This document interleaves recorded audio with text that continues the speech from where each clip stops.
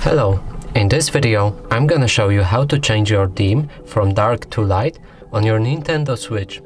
To do this you need to be in the main menu or hub, the difference how we call it, and go to your settings by dragging the stick to the right or left. The settings button should be located right here.